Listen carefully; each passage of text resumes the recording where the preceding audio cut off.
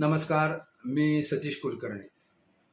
मध्यंतरी एक पिठापूरला आपल्या स्वामी समर्थ भवनात एक ग्रुप आला होता आणि विशेष म्हणजे त्या ग्रुपमध्ये कालसर्पबाधित असे भक्तगण होते.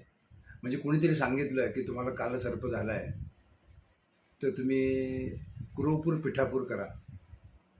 त्यानिमित्त ते आले. त्यांचा तो प्रयत्न होता. परंतु जे मी पाहिलं आणि जे मी ऐकलं ते सगळ्या भाविकांना सांगतो की जगामध्ये किती फसवाफसवी चालली आणि सुशिक्षित लोक याला बळी का पडतात. तर एका यात्रा कंपनीने एक काही दिवसापूर्वी यात्रा काढली की त्र्यंबकेश्वरला जाऊन ज्यांना कालसर्प नागबळी करायचं आहे त्यांनी यावं. यात्रा फुल्ल झाली. एक गाडी जवळजवळ 67 लोक त्र्यंबकेश्वरला गेले. प्रत्येकाचे जाऊन येऊन इतर खर्च मिळून 30,000 रुपये प्रत्येकाचे खर्च झाले. त्यानंतर बरेच दिवस गेले. त्याने तिथं विधी केला.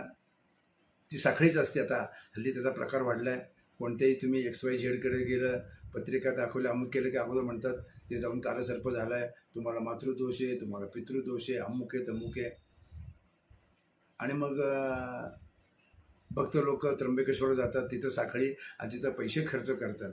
आणि विशेष म्हणजे जे माझ्यावर बोलत होते ते म्हटले आम्ही सगळा 30,000 खर्च केला, परंतु आम्हाला 1% सुद्धा गुण आला नाही. मग त्यांना कोणीतरी सांगितलं की आता तुम्ही कुरवपूर पिठापूर करा, श्रीपाद श्री वल्लभांकडे जाऊन या. पण मी पाहिलं त्यांना, ते सुद्धा आले, फक्त मंदिरात गेले, डोळे बंद करून दर्शन घेतलं, प्रसाद घेतला आणि त्याच रात्री परत निघून गेले. आता असं एवढं केल्यानंतर खरं गुण येईल का? खरं म्हणजे त्यांचं नशीब चांगलं होतं. ते खर्च करून कुरवपूर किंवा पिठापूर किंवा दोन्हीकडे जर जाऊन आले असतील, पिठापूरला तर आलेच होते, तर त्यांना एक फार मोठी संधी होती. कारण श्रीपाद श्री वल्लभ चरित्रामृत ग्रंथामध्ये सांगितलं श्रीपादांनी कालसर्प काय प्रकार आहे आणि तो होऊ नये. ते तुम्हाला झाला असेल तर त्यापासून माझी सेवा करा आणि मुक्त व्हा, मी तुमच्या कृपा आशीर्वाद करत. ते कुठेतरी उल्लेख आला आहे. मला जर परत ते वाचनात आलं तर मी निश्चित सांगेन. एवढं जर श्रीपाद श्री वल्लभ सांगतायत तर त्यांना ही चांगली संधी होती. परंतु ते अज्ञान, फक्त जा म्हटल्यावर आलेत. बरं, राहिलेसुद्धा नाही. सकाळी आले आणि परत 5 वाजता ते निघालेसुद्धा आणि नुसतं दर्शन घेतलं. खरं म्हणजे त्र्यंबकेश्वरला 3-4 रात्र राहण्यापेक्षा पिठापूरला जो 3 दिवस राहील त्याला कोणत्याही प्रकारचं संकट येणार नाही आणि संकट असेल तर निघून जाईल. हे मी माझ्या स्वानुभवाने सांगतो. आणि त्या मठाचे जे पीठापती होते परमपूज्य आदरणीय रामस्वामी यांच्या माझ्या जेव्हा गप्पा व्हायच्या 2-2, 3-3 तास, तेव्हा ते सांगायचे की कुलकर्णी लोकांना 3 रात्र इथं थांबायला सांगा, त्यांच्या जीवनाचं सोनं होईल आणि कदाचित त्यांना बालरूपामध्ये श्रीपाद वल्लभांचं दर्शन होईल. कारण त्यांना बालरूपात बऱ्याच वेळा दर्शन झालं. त्यांनी मला त्यांचेसुद्धा अनुभव सांगितले. एवढं साधं असताना फक्त पळापळ, तो सांगतो म्हणून ते ऐकायचं, ते सांगता म्हणून तो ऐकायचं, त्याने सांगितल्यामुळे तिथं जायचं, तिथं विधी करायचा. परंतु आपण कशासाठी येतो आहे, काय करायला पाहिजे. आणि मी सुद्धा बऱ्याच वेळा सांगितलं की देवाच्या दारात सहवास महत्त्वाचा. तुम्ही काही करू नका. अहो, हॉस्पिटलमध्ये लोक 8-8, 10-10, 15 दिवस राहतात, लाखो रुपये जातात. इथं 3 रात्र राहा, काहीही खर्च येत नाही. राहायचे 400-500 रुपये, 2 जेवणाचे 200 रुपये. एक दिवस जर वाढवला तर 600-700च्या वर खर्च नाही.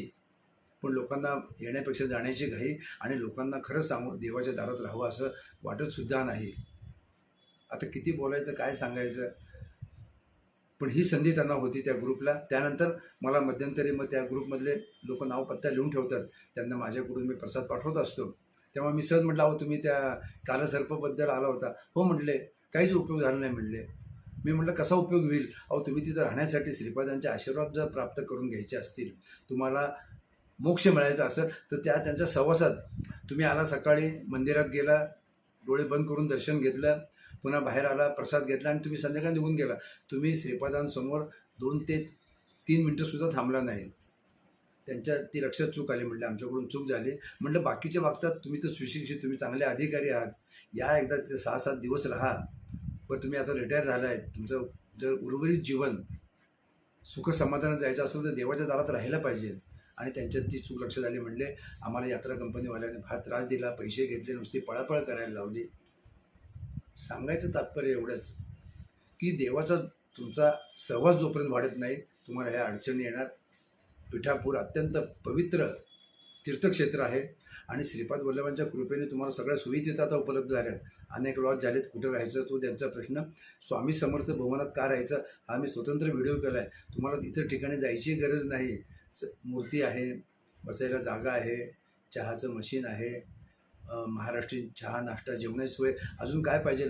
परत सगळे रूम AC आहेत, अनेक सुधारणा केलेल्या आहेत आणि सर्व महाराष्ट्रामध्ये सर्वात स्वस्त आहे.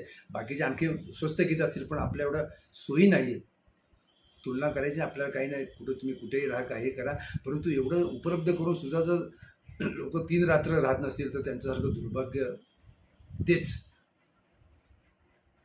श्रीपाद श्री वल्लभांनी चरित्रामृत ग्रंथात आपल्याला एवढे आश्वासनं दिलेली आहेत, एवढे आशीर्वचन दिलेले आहेत, एवढे बोध दिलेले आहेत, पण त्याकडे कोणाचंही लक्ष नसतं. म्हणून पिठापूरला येण्यापूर्वी तो ग्रंथ वाचा आणि ग्रंथ वाचल्यानंतर तुम्हाला त्या स्थानाचं महात्म्य कळेल. आणि मला खात्री आहे तो ग्रंथ वाचून येईल, तो 3 दिवसापेक्षा कमी तिथं राहणार नाही.